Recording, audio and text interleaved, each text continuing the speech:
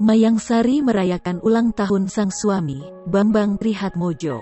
Seperti tahun-tahun sebelumnya, Mayang memberikan kue tart dan ucapan ulang tahun di Instagram. Ibunda dari Hirani ini memberikan ucapan manis untuk sang suami yang genap berusia 68 tahun. Mayang Sari kini mulai terbuka dengan kehidupan pribadinya. Sejak membuat akun Instagram pada tahun 2018 silam, ia aktif mengunggah potret kebersamaan keluarganya. Ia juga memberikan tanggapan santai ketika tahu hingga kini sosoknya lekat dengan sebutan pelakor.